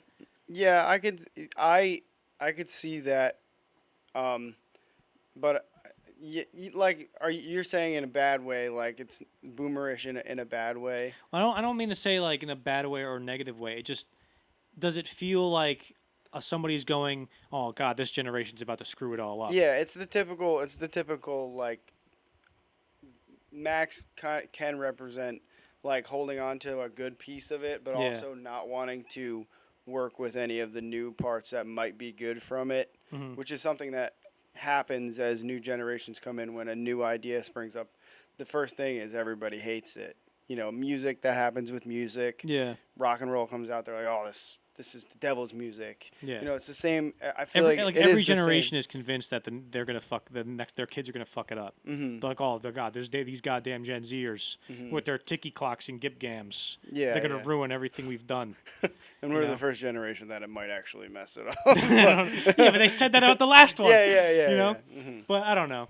I don't. You know. But I do think I feel like a little bit of that, especially Max Schumacher's character. But I will give Chayefsky benefit of the doubt because I don't know if it was him saying, you know, do I believe that Paddy Chayefsky thought a 25-year-old woman or man in 1976 was an emotionless humanoid because they watched TV when they were young? No. Yeah. But like I said before, with satire, you're taking a contemporary idea and and stretching it to its most ultimate and extreme form until it's realized comedically. So if he sees, oh wait, this television is having this small effect right now, I have to present this satirically in its ultimate extreme form, which is Diana Christensen, emotionless humanoid, as disposable as a piston rod, like that kind of thing, that kind of dehumanization. I don't think he saw that happening right there, but he goes, "Oh, this is eventually going to happen someday." Am I making sense? And you have to think about it too, with who, like you said, he's saying it to Diana, which is the embodiment of that, Right. like the full satirical limit of what that person is, like a heartless. Yeah. You know, And so the- it yeah. makes sense that it does make sense that he would be saying it to her, but he doesn't necessarily say everybody in that generation is like that, but Yeah. she is the embodiment of it. I do like the line where he's like, "She's television generation. She learned life from Bugs Bunny." Yeah, That was pretty good. But yeah, but imagine if the story. Imagine if it wasn't satire or something, or he didn't, realize he didn't stretch it to its most extreme form, and it was just like, oh, Diana, oh, her attention span is just a little bit shorter than mine. Oh, golly, Diana, I love you, but you can only hold a conversation for 55 when I need a minute, or 55 seconds. Imagine if he's saying that same line but talking about someone in like the generation below us, like, You're part of the YouTube generation. Yeah. You grew up on Skibbity and On God for Real. Yeah, Sitting on that yacht. Yeah. Like, Babe, I love you, but you can't have sex with me without watching Subway Surfers. Like something. Yeah, you're the YouTube Reels generation. You can't stop thinking about Subway Surfers. She's YouTube Reels generation. She learned life from Skibbity Toilet. And Mr. Beast. Dude, we should remake this movie. It's all Yeah, just full yeah, of just shitty today. shitpost references. Yeah, yeah. That's when Aaron Sorkin won the best screenplay for The Social Network, he goes, 40 years ago, a man named Paddy Chayefsky came up here and accepted an award for his movie whose title was in the title for Social Network or something. And he goes, he had a great, sense of what was going on. You'd wish he was still alive today so he can come back and write Internet. Yeah, Internet. Oh, yeah. Because I always thought, because that we talked about that, how, that idea of life being a corrupt comedy is really, I think I've really seen the internet, and I would love to see some kind of network style movie on the internet. But it's so hard because how would you do that? The internet's It's so complicated and yeah. so expansive, But speaking of Max and Diana, do you think? Let me ask you this: there's Max Schumacher, there's Diana, there's their relationship, then there's Frank Hackett, then there's Howard Beale. Whose storyline do you like the least and the most? Okay. I think I like Howard Beale's story the most. And I thought at some parts I did struggle to understand like where the love story between Max and Diana was going or what even the point of it was. But and I also struggled to figure out the reality of it because he's like an older, like I didn't really picture like an older man and like attracting a woman of her age, but maybe it was different back then. I don't, you know what I'm saying? Right. Do you know what I'm saying? I didn't picture them as a match like in my mind. Right. So when they started getting all flirty, I was like, I wasn't really understanding what was going on. So I guess that's my least favorite part until I kind of thought about it more. But off my first watch, I would say the Howard Beale storyline was the most entertaining. Just because. I sort of have similar reservations about Max and Diana's relationship, where I think like as we talked about, the thematics of their relationship is very interesting, and like showing the difference between his generation and the end point of the television generation, and how their relationship can't work. I think is interesting, but those scenes I think are just too yes, I need to become involved with you very much. Like it's too. I don't want to say hammy. Maybe I just don't identify with it because I'm not old enough to to appreciate it. I'm not old enough to appreciate certain parts of Eyes Wide Shut, which we talked about in the last episode, or the scene with his wife when she's like, my emeritus years or emeritus years, whichever one it is. Yeah, when that scene, I think if that scene was cut out of the movie and you're just like, yeah, she left me. She found out I fucked you. Sorry. Yeah, she didn't necessarily have to have that moment to understand that he was like fucking her over in the first place, Yeah, I think Max, I don't know. If it was somehow more, I think it was just too far away because you have Frank Hackett and Howard Beale and it's all like, whoa, zany waney, like that kind of thing. And then you get back to her and it's like this weird, like romance with this, with like you're in for some, and then Louise is like, you're in for some dreadful grief, Max.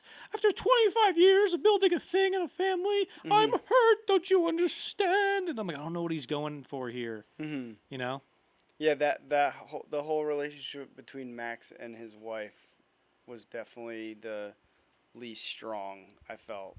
Yeah. Like it didn't feel like it needed to be there.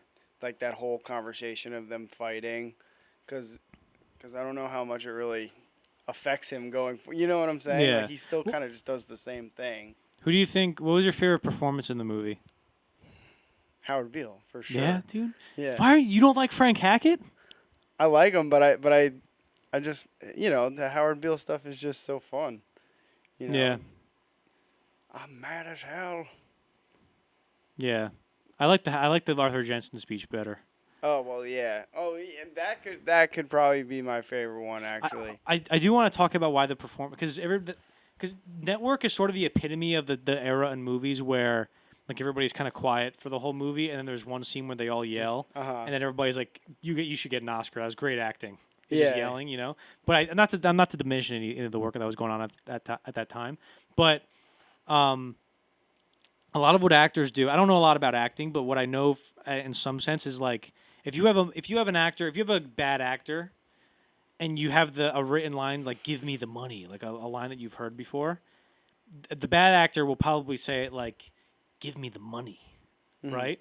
But a good actor like Denzel would probably find a way to say that differently, like "Give me the money." Like I'm just an example. I'm not saying that's good, but that's one facet of acting where you can change the way a line hits just by putting a different emphasis on a word.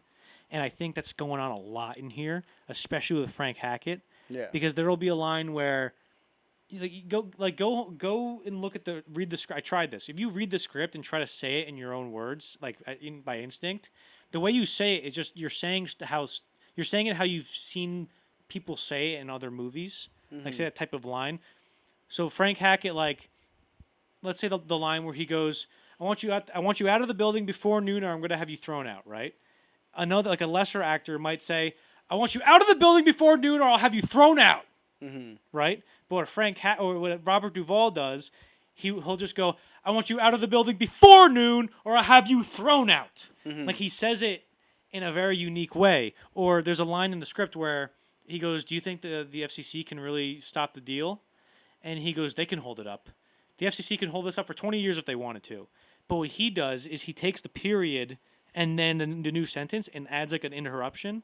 So he kind of interrupts himself. And instead of saying they can hold it up, they can hold it up for 20 years. He goes, they can hold it up. The FCC can hold it up for 20 years if they wanted to. Like he interrupts himself. And like Arthur Jensen. I know I'm getting into the weeds here, but Arthur Jensen, like when he goes, petrodollars, multi-dollars, electrodollars, Reichmarks, rubles, pounds and shekels. He doesn't go Reichmarks, rubles, pounds and shekels. Like that's how you think you would say it instinctually. But he goes Reichmarks, rubles. Like he says rubles funny, and it's very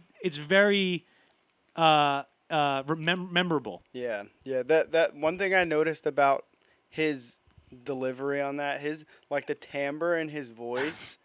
When he's screaming is so sad. Like he has like a natural like overdrive, like compression to his voice. So it's like it hits a level and it just flattens. Yeah, it just flattens and it's like not too loud, but it hits a level and it just has like a perfect amount of crisp on it. And it's like it's satisfying to hear him yell rubles at you.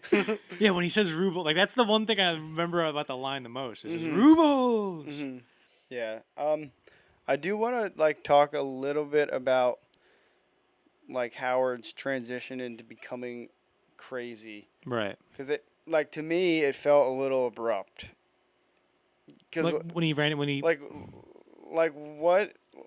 why did he just randomly have these visions at night? There's nothing before that implies that he was going crazy other than the fact. I guess the only scene before that is that he's drunk, right? Or no? Well, yeah, they're drunk in the scene. But I think the whole thing about him going mad is just, it's not, why does anybody become insane? It's just a freak thing. It just happened out of nowhere. Right. Basically. He's like a force of nature. Okay. Yeah, see, that was one of the things I was a little confused about. Now he just randomly went crazy, in the middle of the night. But I guess that makes sense. Yeah. There's really no reason for it. And acting like you're crazy is very hard. You think, if you told somebody who's never acted before, hey, you're gonna play a crazy guy in my movie, they're like, oh, dude, this is gonna be so easy. I'm just gonna go, I'm gonna look all crazy and scary.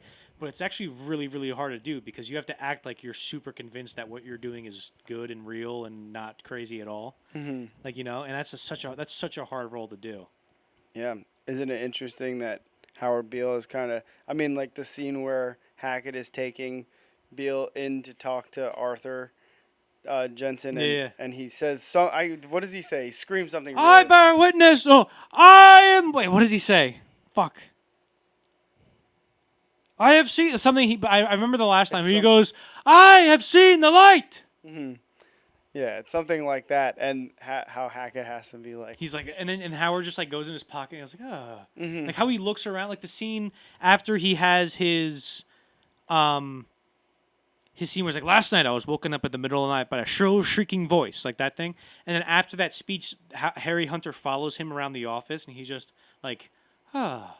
Mm-hmm. And then he talks to Max Schumacher, and he goes, I'm imbued, Max. It's not a religious feeling at all. Like, I've tapped into an electrical current, and it's timeless to speak.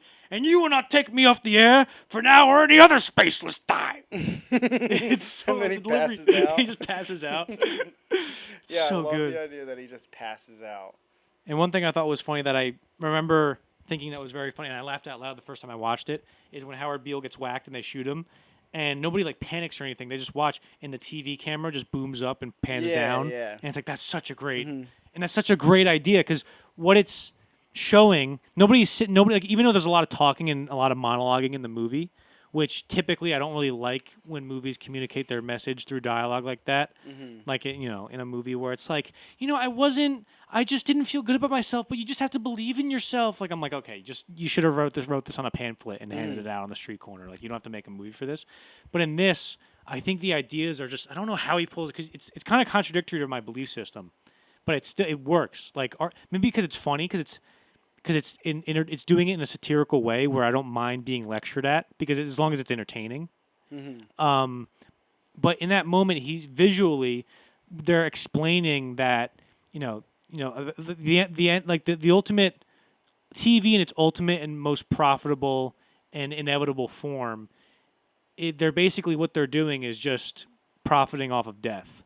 Yeah. And that kind of, they're like a very complicated sort of idea, showing the kind of the decadency or the moral bankruptcy of TV just by filming a dead man like that. Yeah. That's such a strong message from just a simple, like 2 shots, such a simple visual, you know? And I don't know, like later on when they're showing the news coverages of that incident, they had cameras on both of the killers. Yeah. Well, you know what I'm saying? So one thing I don't like in movies, and Sidney Pollack, who's a director I love, Sidney Pollack is Ziegler in Eyes Wide Shut, is when you see a shot in a movie, and then later in the movie you see like security cam footage, and it's that shot from the movie, or like a picture, like somebody takes a picture in a movie, and then you see it in the picture frame, and it's the shot you saw when they took the picture. It drives me up a fucking wall, and they do it at the end of this movie. But I do think it might work in the instance you just said, because in that instance, what you're seeing is TV. Like them killing him isn't real life. That's them making a TV show out of it. Yeah. Like they knew that they were going to kill them, so you're seeing sort of the production of it. Like maybe it's sort of a meta commentary. Maybe I'm looking into it. Maybe I'm just, turning a blind eye to a flaw because I like the movie so much. But yeah, I'm glad you brought that up. Yeah. And also in the script, they go back to the TV, and it's like, Walter Cronkite and these guys or whatever, they they talk about Howard Beale and how he got killed, and it just says TV rages on. So it's like all this happened, it's not going to stop. Like it's going to keep going. It's inevitable. All that's going to happen, or the other networks are just going to continue to tell stories about it, and in a week it'll be over. But it's fun. I thought that was one of the things where after like the second time I watched it, I was like, it's kind of funny that like the audience would have been seeing, they would have had these cameras perfectly set up on both of the killers, and they would have put that out, and nobody would have questioned like, why did they have cameras set up perfectly on both of the guys who had guns? Yeah, well, what I'm saying? It would be a similar situation to the doorman opening the door for Howard Beale, where he goes, "How do you do, Mr. Beale? I must make my witness." "Sure thing, Mr. Beale." Yeah. Like it's TV. They don't even question it. You know what I mean? That's a good point.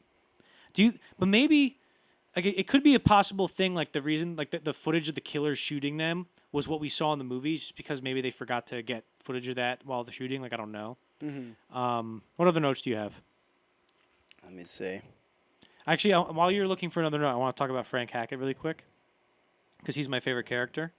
So when he goes, "I got a hit, Schumacher. It's a big, fat, big titted hit, and I don't have to waffle around with Ruddy no more. You didn't laugh Wait, say it again. when he what? I was looking at my notes. When he goes, I got a hit, and Ruddy doesn't count anymore.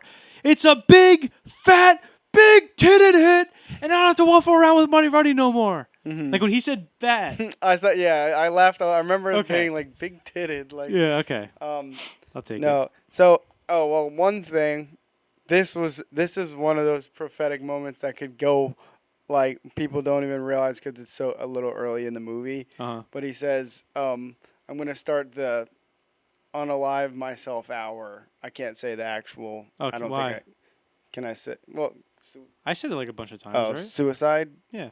Okay. Why can't you say that? I don't know. I always see on reels that people say unalive instead of saying suicide because YouTube will. Listen, here's the Director Dossiers, dude. We're unfiltered. We don't know what we're gonna say. All right. Well, I'll say unalived, and then you can decide later. But he says that. Yeah. He says that basically, and now, I mean, or they're both talking about like the unalived or like the death hour or something like that. Do you know what I'm talking about? Yeah, the death hour. And now, pull up your Instagram reels. Automobile smash ups. Yeah, you're right, dude. That's a good point. Mm-hmm. We speed ran watching somebody die on Instagram once, and it was 2 seconds. Yeah, it's just the things that they show on Instagram and stuff now. It's like terrible. Right. If like you don't say I don't want to see this, they'll continuously send Right. it to you. And even like when we talked about the corrupt comedy thing, where you see, like if you see a guy getting eviscerated off a motorcycle, like he's just sitting at a light and an 18-wheeler comes at 40 miles an hour and kills him. You look at the comments, all of them are like biker's fault. Yeah, like yeah. and they'll be like, I hope he's okay. Yeah, it's all like it's he's all okay. in, And done in a comedic sense now. It's but also crazy. like is that just our fucked up corner of the internet, or is that like a thing that's happening more? Yeah, I mean, I wouldn't claim it's my corner. I think see it's anything specifically like that, your internet. I think you're the only person who gets this stuff. Well, you make 1,000 accounts and then you like it on every one I account. like it. I'm the bot that likes all those videos and Yeah. shares it and stuff.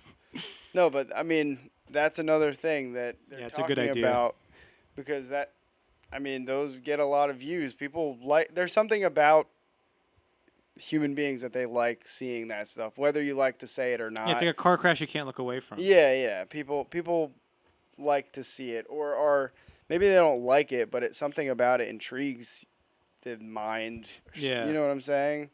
Yeah, like that's a good point. And the news, like when any news thing, they'll just get to the like line where you're about to see something bad and they cut it off. So they if they could put it on there, they probably would. Or even they do that thing where like if they cut to commercial, they'll like let's say there's a car crash, they'll cut it right as the car crashes. Yeah. Before the car crashes to get you to stay for the commercial break. Mm-hmm. So that you can watch the car crash. Like why do we want to see the car crash? Mm-hmm. Yeah, you'll never see any like full on, someone getting killed on the news, but they'll put the video up to before. Sometimes they put stuff on the news like they'll be like, I have to tell you these images are disturbing. Oh, yeah. There's been a few of those Mm-hmm. back when breaking news was actually breaking news and not just like breaking news. Joe Biden gets to a Waffle House and dabs up a customer flawlessly, which was pretty impressive. No, without looking, 4-step dab up on no problem, so smooth, dude. Mm-hmm. Yeah. That's what I want my president to do. I just want to make sure he knows how to shake hands. Clean dap. Let alone do anything else. Yeah. Clean dap. I mean, that's important. Plus 10,000 aura. Yeah. Now we're getting into the brain rot. We're like, yeah, dude, clean dap plus 10,000 Yeah, we're aura. like, dude, Network is so prophetic, and it's a really important movie, Skibbity Toilet. Yeah, it's really prophetic, but what if they had Skibbity in there? Yeah, they should have. There wasn't. Director Dossier Network Review. Not enough Skibbity. Yeah, not enough Skibbity. What a way. All right, All right, please don't click off. I promise we got some good stuff coming up. It's almost over. Let me see.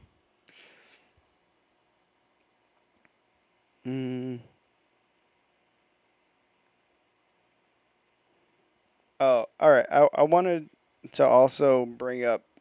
Can we like kind of go deeper into the Arthur Jensen moment? Yeah, sure. I'd like to hear your I'd like to hear like a full breakdown that you kind of have, and just some things that I thought were interesting, and some things that I want to, try to dive deeper into. Okay. Well, I don't.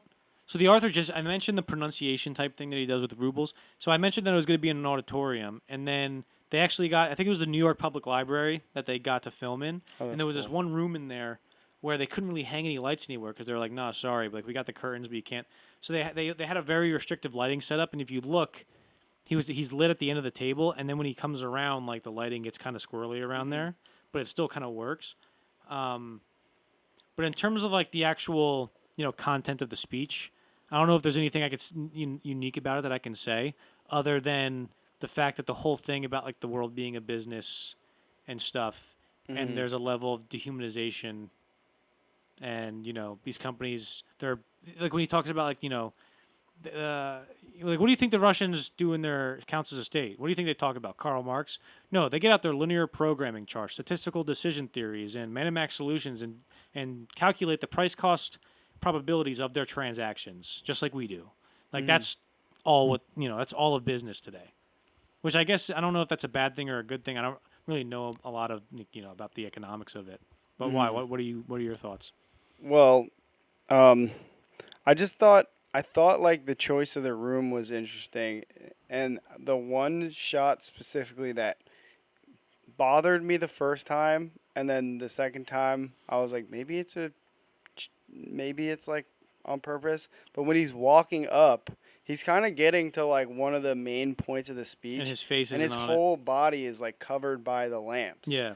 And I was starting to think, because the first time I'm like, oh, maybe this is like just the one take, like shot they had it, and they just like it was like I pictured it being like when we filmed the wedding, and then the bride walked in, and we didn't know that everybody's gonna stand Yeah, up, I'd never been to and a we're wedding on like before. the sides, and we just completely like almost missed the most important part of the wedding. We're like, oh, we're gonna get the best shot of the wife, and then she goes down the aisle, the bride. She goes down the aisle. Everybody stands up. We're able to salvage it. We just made it look like we intentionally wanted glimpses of her through Yeah. the audience. But I just imagined like the guy, whoever was on the camera, being Right. like, "Oh fuck, well, I'm not getting it." like somebody like Stanley Kubrick, let's say, would be like, no, we have to reshoot that, right? Yeah. But Sidney Lumet kind of had the attitude like, where if you look at I think it's actually the line where Max Schumacher's going, and all life is a corrupt comedy, and war and death and murder are, just the same to you as bottles of beer. Is the cinematographer Owen Roisman, I think, said Sidney yesterday we looked at the dailies. His face was a little soft on that shot. We might have to reshoot it. Like his face was out of focus. Like his ear was in focus, not really his face. And Sidney Lumet was like, "It's fine, don't worry about it." Oh really? So that might have been his similar thing where they got to that part of the blocking and they're like, "Sidney, his face is getting covered," and he's like, "Yeah, it's fine." Okay. I can't tell if this is racist or not. So This in is the always scene- the best way to start it. That's the best way to start a sentence. So See where in the this scene goes. where they're all like, "I'm mad as hell, and I'm not gonna take this anymore," everybody's yelling, and then there's one guy who's Asian, and I'm not gonna do the voice, but in a very Asian accent, he goes, "I'm mad as hell, and I'm not gonna take this anymore," and it's like I don't know if that's supposed to be a comedic thing. Like I can't tell if it's 1970s being racist or just me Yeah. suspecting that it's racist because it's from the 1970s. Yeah. I don't know. I'm not trying to be like, Can't have but that. I'm just genuinely. I don't know if it's Mickey Rooney and Breakfast at Tiffany's aging badly, or it's just an actual representation of an Asian guy in the '70s. Like, Yeah. you know what I'm trying to get at here? Yeah. I'd have to see it. I have to watch that specific part again to You really. want me to play the audio? Yeah, you can.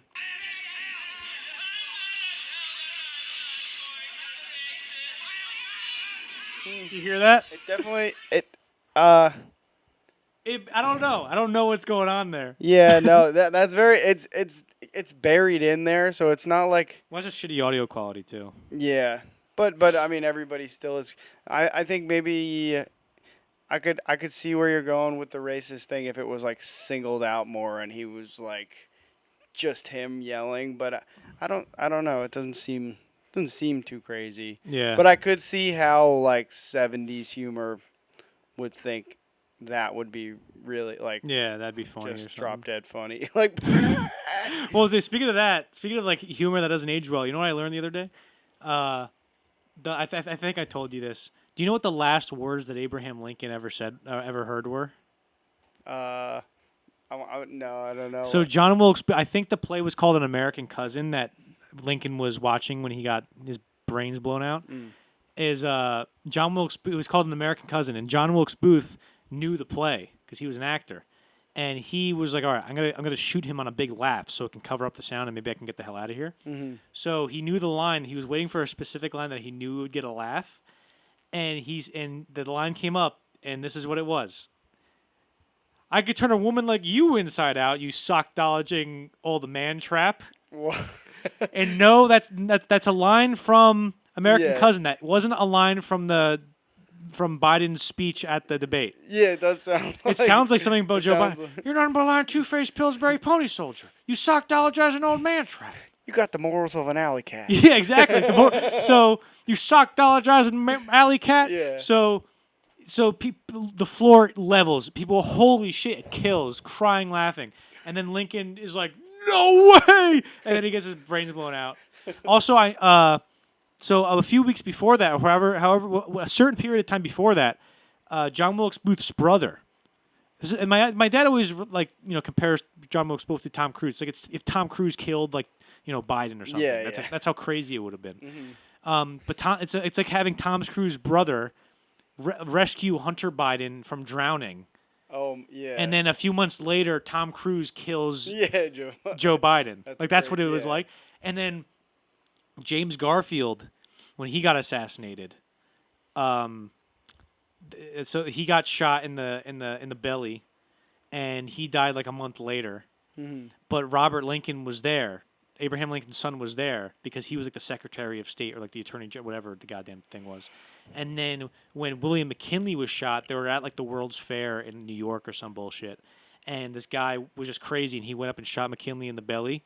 And then people were just like, "Get the fuck out!" And they started beating the shit out of him, like really, really hard. Really and William McKinley was like, "Hey, go easy on him!" Like he was there holding his stomach, going, "Whoa, guys, holy guys." shit!" and Robert Lincoln was outside the little hut they were in, so he was there then. And then when Kennedy was killed, he was dead. He wasn't there. How did we get into this? I don't know. We talked about Abraham Lincoln's the last words that he ever heard. The sock-dologizing old man. Asian guy. Oh, okay. Yeah. Because we're talking about how humor ages poorly. Can age poorly. Yeah. Okay. What's the next? We're at the end of the episode, but what's the next episode? The next episode might be Buster Keaton. I like doing these deep dives into the one movies too. Yeah. I think we should try. I mean, we could do whatever we want. Who gives a fuck? But I think it would be good to do like one of these, and then even though we did two of these in a row. Yeah. I'm down. Director. So. I'm down. I like deep diving into the movies. Yeah. To one movie. So if you're still Especially here something somehow like and you have the craziest patience of all time, because we haven't been talking about networks for like the last 15 minutes, let us know what you thought about this episode, what we can improve. I think we did pretty good. I think I can tell once we get to our overall thoughts on the movie, because for the overall thoughts when we do the director dossiers, like the director filmographies, it's like we get our overall thoughts and we got to go to the next thing, right? Yeah. So there's a cutoff. But here, since we can go for however long we want, we kind of just like, we try to get everything out, but the conversation kind of loses steam. That way. I like it too. I don't mind. I like that almost every one of our podcasts comes to this point where we're kind of like... And we never end on a high note. Yeah. It always ends on the shittiest note. We're always like, I don't know. It's fucking... All right. Yeah. These are pretty good. How long do you think this is going to be? 2 hours. Okay. So, yeah, let us know what you thought. Let us know what movies you want to see next, what directors you want to see us do. And like and subscribe. No, and comment. 3.5 hours. Huh? 3.5 hours. 3.5 hours for network? God I damn. don't know. Maybe. We did. I think it might be 2 hours and 20 again. Mm-hmm.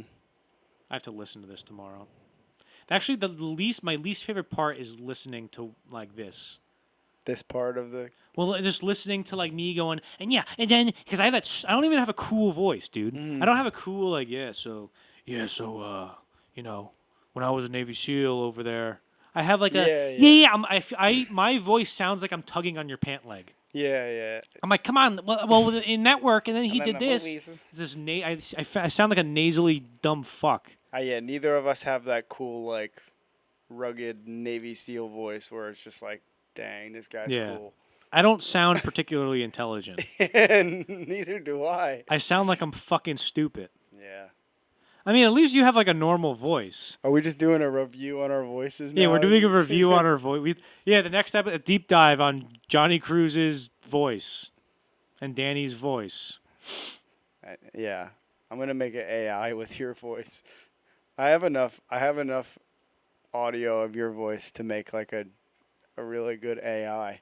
I could just make my own movie. So do they. Yeah, that's true.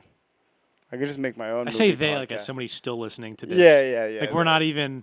You're All not right. gonna- Bye, everybody. Thank you very much for watching. We hope you Bye. enjoyed it. We'll keep them coming. Hell yeah.